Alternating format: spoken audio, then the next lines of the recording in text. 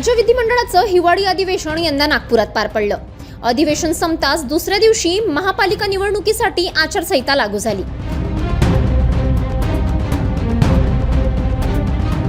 सात दिवस चाललेल्या या अधिवेशनातून विदर्भाच्या पदरी नेमकं काय पडलं हा प्रश्न आता उपस्थित केला जातोय। नागपूरकरांनुसार विदर्भात हिवाळी अधिवेशन घेणं सरकारसाठी अनिवार्य आहे, पण केवळ 7 दिवसांसाठी कोट्यवधी रुपयांचा खर्च सरकारी तिजोरीवर टाकणं योग्य होतं का?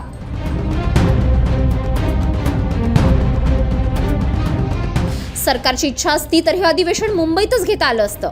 अधिवेशन कमी कालावधीचं घेतलं म्हणून विरोधकांनी टीका केली आणि विदर्भात अधिवेशन घेतलं नाही तर त्यावरही टीका झालीच असती। सात दिवसांच्या अधिवेशनातून राजकीय वर्तुळात चर्चा अशी की कोट्यवधी रुपयांचा खर्चापेक्षा ही टीका सरकारला अधिक परवडली असती।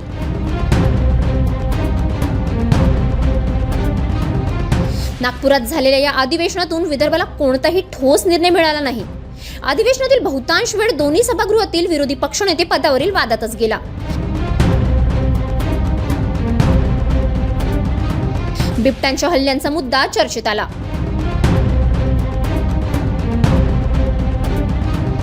भंडारा जिल्ह्यातील वाळू माफियांचा प्रश्न मांडण्यात आला, पण हे विषय केवळ स्थानिक मर्यादेतच अडकून राहिले।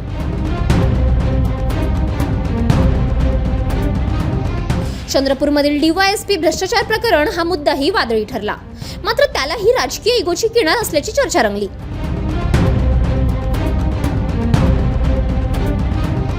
एकंदरीत पाहता बोटावर मोजण्या इतके विषय वगळता या हिवाळी अधिवेशनानं विदर्भाला काहीच दिलं नाही।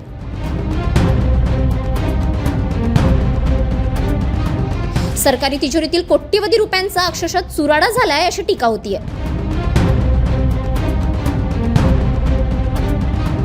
नेते, मंत्री, आमदार, अधिकारी नागपुरात आले, बोचऱ्या थंडीत हुरडा पार्टी करून गेले असा टोला आमदार सुधीर मुनगंटीवार यांनी लगावला होता।